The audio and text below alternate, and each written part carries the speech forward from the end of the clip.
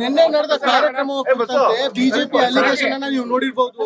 ಮಲ್ಲಿಕಾರ್ಜುನ್ ಖರ್ಗೆ ಅವರು ಒಂದು ಹೇಳಿಕೆಯನ್ನು ಕೊಟ್ಟರಲ್ಲಿ ಯಾರ ಹೆಸರು ತಗೋಬೇಡಿ, ಪಕ್ಷ ಒಗ್ಗಟ್ಟ ನಡೀತದೆ ಅಂತ. ಆದ್ರೆ ಬಿಜೆಪಿ ಅದನ್ನ ಕಾಂಗ್ರೆಸ್ 4 ಭಾಗವಾಗಿದೆ. ಸೋನಿಯಾ ನೋಡಿ, ಬಿಜೆಪಿ ಅವರಿಗೆ ಅವ್ರ ಪಕ್ಷ ನೋಡ್ಕೊಳಕ್ ಹೇಳಿ. ಖರ್ಗೆ ಸಾಹೇಬ್ರು ನಮ್ಮ ಪಕ್ಷದ ವರಿಷ್ಠರು, ಹಿರಿಯರು.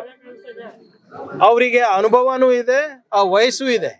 ಯಾರಿಗನ ಸರಿಪಡಿಸೋದು, ಬೈಯೋದಿರ್ಬೋದು, ಶಿಸ್ತಿಗೆ ಹಾದಿನಲ್ಲಿ ನಡೆಸೋದಿರ್ಬೋದು, ಅವ್ರಿಗೆ ಅಧಿಕಾರ ಇದೆ. ಬಿಜೆಪಿಗೆ ಏನಿದೆ ಅದ್ರ ಬಗ್ಗೆ? ಈಗ ಯುವಕರಿಗೆ ಶಿಸ್ತು ಹೇಳ್ಕೊಡೋದು ತಪ್ಪ? ಬಿಜೆಪಿನಲ್ಲಿ ಶಿಸ್ತಿಲ್ಲ. ಅದಕ್ಕೆ ತಾನೇ ಇವತ್ತು 7-8 ಜನ ಅಡ್ಡ ಮತದಾನ ಮಾಡಿರೋದು. ಅದಕ್ಕೆ ತಾನೇ ಇವತ್ತು ಮಂಜುನಾಥ ಸ್ವಾಮಿ ಹತ್ರ ಹೋಗ್ತಾ ಇರೋದು. ಅವ್ರಿಗೆ ಅವ್ರ ಪಾರ್ಟಿ ನೋಡ್ಕೊಳಕ್ ಹೇಳಿ. ಇವ್ರೆ ನಮ್ಮ ಪಾರ್ಟಿ ಬಗ್ಗೆ ಏನ್ ಅವ್ರಿಗೆ ಚಿಂತೆ? ಏನಿದ್ರು ಬಹಿರಂಗವಾಗಿ ಖರ್ಗೆ ಸಾಹೇಬ್ರು ಯಾರ ಕಿವಿಯನ್ನ ಹಿಂಡ್ಬೋದು. ಆ ವಯಸ್ಸಿದೆ ಅವರಿಗೆ, ಅನುಭವ ಇದೆ.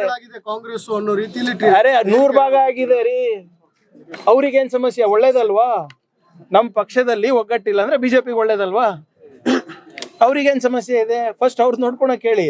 ಯಾರ್ಯಾರು ಅಡ್ಡ ಮತದಾನ ಮಾಡಿದ್ದಾರೆ ಅದನ್ನ ದಯವಿಟ್ಟು ಫಸ್ಟ್ ಅದ್ರ ಬಗ್ಗೆ ಪರಿಶೀಲನೆ ಮಾಡಿ, ಆತ್ಮಾವಲೋಕನ ಮಾಡ್ಕೊಳ್ಳಿ. ಸತ್ಯ ಶೋಧನಾ ಸಮಿತಿ ಏನ್ ರಚನೆ ಮಾಡಿದ್ರೆ ಅದ್ರ ವರದಿ ಕೊಡಿ. ನೀವು ಆ 7 ಜನ 8 ಜನ ಯಾರು ಅಡ್ಡ ಮತದಾನ ಮಾಡಿದ್ದಾರೆ ಅವ್ರ ಹೆಸರುಗಳನ್ನ ಹೇಳಿ. ಅದಾದ್ಮೇಲೆ ನಮ್ಮ ಪಕ್ಷದ ಬಗ್ಗೆ ಚರ್ಚೆ ಮಾಡಿ. ಪಾಪ ಅಧ್ಯಕ್ಷರು ಮಂಜುನಾಥ ಸ್ವಾಮಿ ಹತ್ರ ಹೋಗೋಣ ಅಂತ ಇದಾರೆ, ಬೇರೆಯವ್ರು ಬೇಡ ಅಂತ ಇದಾರೆ. ಎಷ್ಟು ಭಾಗ ಆಗಿದೆ? ಇವರು ರಾಮನ ಹೆಸರಲ್ಲೇ ಲೂಟಿ ಮಾಡಿದವರು, ಮಂಜುನಾಥ ಸ್ವಾಮಿ ಅವ್ರ ಹೆಸರಲ್ಲಿ ಇವರು ನಿಜ ಹೇಳ್ತಾರೆ ಅನ್ಕೊಂಡವ್ರ ಇವರು?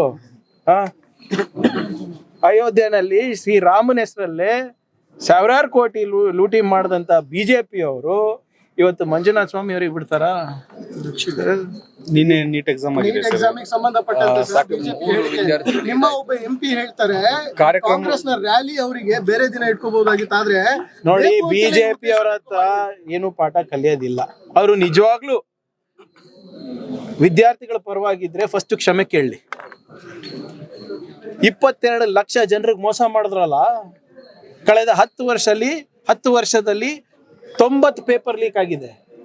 ಸುಮಾರು ಅಪ್ರಾಕ್ಸಿಮೇಟ್ಲಿ 90 ಪೇಪರ್ ಲೀಕ್ಸ್. ಅದ್ರ ಬಗ್ಗೆ ಕ್ಷಮೆ ಕೇಳಲಿ. ಆಮೇಲೆ 3 ಜನ ಎಕ್ಸಾಮ್ ಬರ್ಲಿಕ್ಕೆ ಆಗಿಲ್ಲ, ನಿಜ. ಕಾರಣಗಳು ನಾನು ಬಹಿರಂಗವಾಗಿ ಹೇಳಿದ್ದೀನಿ. ಒಬ್ರು ಮಾಗಡಿಯಿಂದ ಬರ್ತಾ ಇದ್ರು, ಮಾಗಡಿನಲ್ಲಿ ಇತ್ತ ನಮ್ದು ಇದರಲ್ಲಿ ನಮ್ಮ ಕಾಂಗ್ರೆಸ್ ರ್ಯಾಲಿ. ಇನ್ನೊಬ್ರು ಹಳೆ ಹಾಲ್ ಟಿಕೆಟ್ ತಂದಿದ್ರು, ಇನ್ನೊಬ್ರು RT ನಗರಿಂದ ಬರ್ತಾ ಇದ್ರು ಅಂತ ಇದೆ.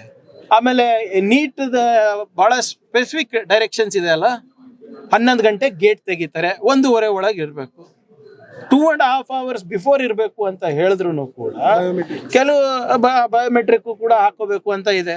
ಬಹಳ ಸ್ಪಷ್ಟವಾದಂತ ಸ್ಟ್ಯಾಂಡರ್ಡ್ ಆಪರೇಟಿಂಗ್ ಪ್ರೊಸೀಜರ್ಸ್ ಅನ್ನ ಕೊಟ್ಟಿದ್ದಾರೆ.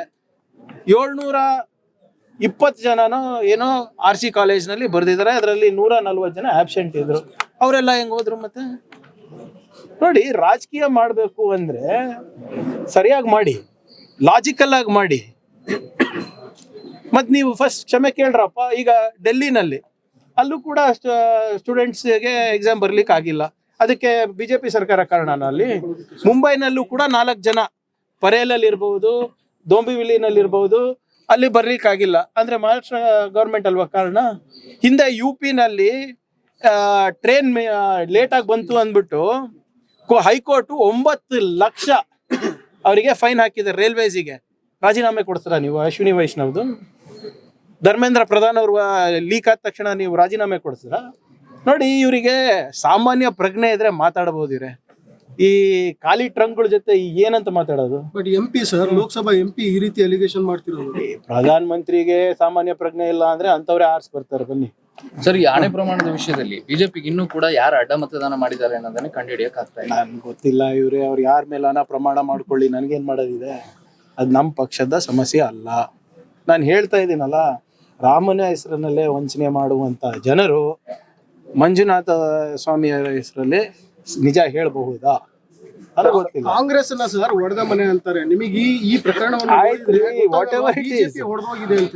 ನೋಡಿ, ನಮ್ಮ ಒಗ್ಗಟ್ಟನ್ನ ನೋಡ್ಬಿಟ್ಟೆ ಅಲ್ಲ ಇವತ್ತು 7-8 ಜನ ಬಿಜೆಪಿ ಅವ್ರು ನಮ್ಗೆ ಓಟ್ ಹಾಕಿದ್ದು. ಇಲ್ಲಪ್ಪ, ಇವ್ರ ಕಡೆಯಿಂದ ನಾವೇನು ಈಗ JDS ಅವರು ಒಂದು ಕ್ಯಾಂಡಿಡೇಟು ಹಾಕ್ತೀನಿ ಅಂತ ಹೇಳಿದ್ರು. ಅದಕ್ಕೆ ಬಿಜೆಪಿ ಅವ್ರದ್ದು ಕೂಡ ಒಪ್ಪಿಗೆ ಇದೆ ಅಂತ ವಿಜೇಂದ್ರ ಅವರು, ಅಶೋಕ್ ಅವ್ರು ಹೇಳಿದ್ರಲ್ಲ. ಹಾಗಂದ್ರೆ ಒಗ್ಗಟ್ಟಿತ್ತ JDS BJP-ನಲ್ಲಿ? ನಿಮ್ಮ ಮನೆ 100 ಬಾಗಿಲಾಗಿದೆ, ನೀವು ಯಾಕೆ ನಮ್ಮ ಮನೆ ಬಗ್ಗೆ ಯೋಚನೆ ಮಾಡ್ತಾ ಇದ್ದೀರಾ? MLC ಎಲೆಕ್ಷನ್ನಲ್ಲಿ ಎಲ್ಲ ಅಭ್ಯರ್ಥಿಗಳು, ಎಲ್ಲ 5 ಅಭ್ಯರ್ಥಿಗಳು ಫಸ್ಟ್ ರೌಂಡಲ್ಲಿ ಆರ್ಸ್ ತಂದಿದ್ದೀವಿ. ಫಸ್ಟ್ ರೌಂಡ್, ಸೆಕೆಂಡ್ ರೌಂಡ್ ತನಕ ಹೋಗೇ ಇಲ್ಲ ನಾವು. ನಾನು ಹೋದ ಬಾರಿನೂ ಹೇಳಿದೆ, ಪಾಪ ಯತ್ನಾಳವ್ರು ಒಂದು ಓಟ್ ಹಾಕಿರ್ಲಿಲ್ಲ ಅಂದ್ರೆ ಒಂದೇ ಸೀಟ್ ಬರ್ತಾ ಇತ್ತು BJP-ಗೆ. ಸ್ವಲ್ಪ ದಯವಿಟ್ಟು ನಿಮ್ಮ ಮನೆಯನ್ನ ಪರಿಶೀಲನೆ ಮಾಡ್ಕೊಳ್ಳಿ, ಇಲ್ಲಿದ್ರೆ ಇನ್ನ ಒಂದು 6 ತಿಂಗಳಲ್ಲಿ ಇನ್ನ 10 ಜನ ಕಿತ್ತು ಬರ್ತಾರೆ ನೋಡಿ. ಲೋಕಸಭೆಯಲ್ಲಿ ಸರ್ ತಮ್ಮ ನಂಬರ್ ಗಳನ್ನ ಹೆಚ್ಚಿಸಿಕೊಳ್ಳುವಂತ ಪ್ರಯತ್ನ ಆಗ್ತಿದೆಯಾ ಬಿಜೆಪಿಗೆ? UBT-ನ ಈಗ ಹೊಡೆದು ಆಪರೇಷನ್ ನೋಡಿ, TMC ಇರ್ಬೋದು, UBT ಶಿವಸೇನಾ ಇರ್ಬೋದು, ನಿಮ್ಮ JDS ಇರ್ಬೋದು, JDU ಇರ್ಬೋದು, ಇದೊಂದು ಪ್ಯಾಟರ್ನ್ ಇದೆ BJP ಅವ್ರದ್ದು. ಎಲ್ಲ ಸಂಸ್ಥೆಗಳನ್ನ ದುರುಪಯೋಗ ಮಾಡ್ಕೊಂಡು ಪ್ರಾದೇಶಿಕ ಪಕ್ಷವನ್ನ ಮುಗಿಸುವ ಒಂದು ಪ್ರಯತ್ನ ನಡೆದಿದೆ ಅವ್ರದ್ದು. ಅದಕ್ಕೆ ಬಲಿ ಕೂಡ ಆಗ್ತಾ ಇದ್ದಾರೆ ಜನರು. It's just matter of time. ನೋಡಿ, ಇಲ್ಲಿ JDS ಅದೇ ಕತೆ ಆಗೋದಿಲ್ಲ ಸರ್. ಇನ್ನೊಂದು ಬಿಡದಿ ಹೋರಾಟವನ್ನು ಜೋರು ಮಾಡಿದ್ದಾರೆ ಸರ್, ನಿನ್ನೆ ಪಾದಯಾತ್ರೆ ಮಾಡೋರು ನಿಖಿಲ್ ಅವರು. ರೆಸ್ಪಾನ್ಸ್ ಹೆಂಗಿತ್ತು ಜನರಲ್ಲಿ? ನಿಖಿಲ್ ಅವರು ಮಾಡಿರ್ಬೋದು, ಅವರಿಗೆ ಸ್ವತಂತ್ರ ಇದೆ, ಸಂವಿಧಾನಿಕವಾಗಿ ಅವ್ರ ಹಕ್ಕಿದೆ, ಮಾಡಲಿ, ನೋ ಪ್ರಾಬ್ಲಮ್. ಜನರ ಸ್ಪಂದನೆ ಸಿಕ್ಕಿದ್ಯಾ ಅವರಿಗೆ? ಭೂಮಿ ಕಳ್ಕೊಂಡವರ ಅಥವಾ ಯಾರು ಭೂಮಿಯನ್ನ ಕೊಡ್ಲಿಕ್ಕೆ ತಯಾರಾಗಿದ್ದಾರೆ ಅವ್ರ ಹತ್ರ ಸ್ಪಂದನೆ ಸಿಕ್ಕಿದ್ಯಾ? ಗ್ರೌಂಡ್ ರಿಯಾಲಿಟಿ ನೋಡೋಣ. ಟಿವಿನಲ್ಲಿ ಇವ್ರೇನ್ ಬೇಕೋ ಮಾಡ್ತಾ ಇದ್ದಾರೆ, ಆದ್ರೆ ಅಲ್ಲಿ ರೈತರು ಸರ್ಕಾರದ ಪರವಾಗಿದ್ದಾರೆ.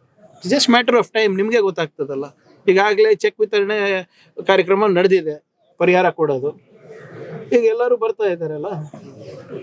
ಸರ್, ಸಂವಿಧಾನವನ್ನು ಅತಿ ಹೆಚ್ಚು ಬಾರಿ ಬದಲಾಯಿಸುವ ಕಾಂಗ್ರೆಸ್ ಅವರೇ ಈಗ ಅದ್ರ ಮೇಲೆ ಪ್ರಮಾಣ ಬದಲಾಯಿಸಿಲ್ಲ. ಇವರಿಗೆ ಬದಲಾಯಿಸೋದಕ್ಕೆ ತಿದ್ದಕ್ಕೆ ಏನು ಅರ್ಥ ಗೊತ್ತಾಗಲ್ವಾ ಅವರಿಗೆ? Our constitution is called the living document. Doctor Baba Saheb Ambedkar ಅವರ ಸ್ಪೀಚ್ ಅನ್ನ ಗಮನಿಸಿ. ಇತಿಹಾಸನ ಓದ್ರಪ್ಪ ನೀವು, RSS BJP ಅವರು. ನಿಮ್ದಾದಂತ ಇತಿಹಾಸವನ್ನ ಓದ್ಲಿಕ್ಕೆ ನಾವಿಲ್ಲ. ಡಾಕ್ಟರ್ ಬಾಬಾ ಸಾಹೇಬ್ ಅಂಬೇಡ್ಕರ್ ಅವರು ಬಹಳ ಸ್ಪಷ್ಟವಾಗಿ ಹೇಳಿದ್ದಾರೆ, the constitution of India is going to be a living document. ಆ ಕಾಲಕ್ಕೆ ಆ ಸಂವಿಧಾನ ಕರೆಕ್ಟ್ ಆಗಿದೆ. ಕಾಲಕ್ಕೆ ಜನರ ಅನಿಸಿಕೆ ಪ್ರಕಾರ ಬದಲಾವಣೆ ಅಲ್ಲ, ತಿದ್ದುಪಡಿ ಮಾಡಬೇಕು ಅಂದ್ರೆ without changing the directive principles, without changing the fundamentals of the constitution ತಿದ್ದುಪಡಿ ಮಾಡಬಹುದು ಅಂತ ಹೇಳಿದ. ಅಂದ್ರೆ 371J ಸಿಕ್ಕಿದೆ ಅಲ್ಲ ನಮ್ಗೆ, ಅದೇನ್ ಬದಲಾವಣೆನಾ? ಕಾನ್ಸ್ಟಿಟ್ಯೂಷನ್ ತಿದ್ದುಪಡಿಗೆ ಬದಲಾವಣೆಗೆ ಅಜಗಜಾಂತರ ವ್ಯತ್ಯಾಸ ಇದೆ. ನಾನು ಹೇಳ್ದಂಗೆ ಇದನ್ನ ನಾವು ಅಸೆಂಬ್ಲಿನಲ್ಲಿ ಚರ್ಚೆ ಮಾಡಿದ್ರಲ್ಲ, ಕಾಗೇರಿ ಅವ್ರ ಸ್ಪೀಕರ್ ಇದ್ದಾಗ. ಅದನ್ನ ನನ್ನ ಭಾಷಣ ನೋಡ್ಕೊಳಕ್ ಹೇಳಿ. ಓದಕ್ ಇಂಟ್ರೆಸ್ಟ್ ಇಲ್ಲ ಅಂದ್ರೆ ನನ್ನ ಭಾಷಣ ನೋಡಕ್ ಹೇಳಿ ಅವರಿಗೆ. BJP RSS ಉತ್ತರ ಬಂತ ಸರ್? ನೀವು ಬರುತ್ತೆ ರೀ, 100 ವರ್ಷದ ಸಂಸ್ಥೆ. ಆ ದೇಶಭಕ್ತರು ಎಲ್ಲೋ ಇಟ್ಟಿರ್ತಾರೆ ಕಾಗದಗಳು, ಹುಡುಕಕ್ ಟೈಮ್ ಬೇಕಾಗುತ್ತೆ. ನೋಡಿ ಹೇಗೆ ನಾವು ನೀವು ಎಲ್ಲರೂ ಸೇರಿ ಅವರ 100 ವರ್ಷದ ಸಾಧನೆಗಳನ್ನ ಹುಡುಕ್ತಾ ಇದ್ದೀವಿ, ಹಾಗೆ ಅದೇ ರೀತಿ ಅವರು ಕಾಗದನ್ನ ಹುಡುಕ್ತಾ ಇರಬೇಕು. ಇವತ್ತಿಲ್ಲ ನಾಳೆ ಕೊಡ್ತಾರೆ, ಎಲ್ಲಿ ಹೋಗ್ತಾರೆ? ಸಮಾಧಾನದಿಂದ ಇರ್ತೀರಿ sir? C, police officers first ಪಾಠ ಏನ್ ಗೊತ್ತಾ? ರಿಸ್ಟ್ರೆಂಟ್. ಅಕ್ರಮ ಮಾಡಲ್ಲ ಅವರು, ಅಥವಾ ಆಕ್ರಮಣಿಕವಾಗಿ ಅವ್ರು ಮಾಡೋದಿಲ್ಲ, ಅಟ್ಯಾಕ್ ಅಲ್ಲ. Restraint is the first. ತಾಳ್ಮೆ ಇರೋದು ಫಸ್ಟ್ ಪಾಠ ಪೊಲೀಸರಿಗೆ. ಸೊ ಹೋಮ್ ಡಿಪಾರ್ಟ್ಮೆಂಟು ಈಗ ನಾನು ಮಂತ್ರಿ ಆಗಿದ್ದೀನಿ, ಫಸ್ಟ್ ನಾನು ರಿಸ್ಟ್ರೆಂಟೇ ತೋರಿಸೋದು, ಸಮಾಧಾನದಿಂದಾನೇ ಇರೋದು, ತಾಳ್ಮೆಯಿಂದಾನೇ ಇರೋದು. ಈಗ ಪತ್ರ ಬರೆದು 1 ವಾರ ಆಗಿದೆ, ಯಾಕೆ ಅಷ್ಟು ಅರ್ಜೆಂಟ್ ಮಾಡ್ತೀರಾ? 100 ವರ್ಷ ಇತಿಹಾಸ ಯಾವ್ದು ನಾಗ್ಪುರ್ನಲ್ಲಿ ಬಿಟ್ಟಿದಾರಾ? ಡೆಲ್ಲಿ ಆಫೀಸಲ್ಲಿ ಇದೆಯಾ? ಕೇಶವ್ ಕೃಪನಲ್ಲಿ ಇದೆಯಾ? ತರ್ತಾರೆ. ಅಥವಾ ಯಾವ್ದಾದ್ರು ಹಳೆಯ ಸರ್ಸಂಚಾಲಕ್ ಮನೆಯಲ್ಲಿ ಇದೆಯೋ? ತರ್ತಾರಲ್ಲ. ಯಾಕೆ? ತಂದಾಗ ಖಂಡಿತವಾಗಿ ನಿಮ್ಗೆ ಫಸ್ಟ್ ಹೇಳ್ತಾರಾ? ಅದಾದ್ಮೇಲೆ ನನ್ಗೆ ಹೇಳೋದು. ಅವ್ರು ಫಸ್ಟ್ ಯಾವಾಗ್ಲೂ ಕೂಡ ಮಾಧ್ಯಮಕ್ಕೆ ಹೇಳ್ತಾರೆ, ನಿಮ್ಗೆ ಫಸ್ಟ್ ಬರ್ತದೆ, ಬಂದಾಗ ನನ್ಗೆ ಹೇಳಿದೆ. ಸರಿ ಸರ್, ಸರಿ sir, okay sir, thank you sir.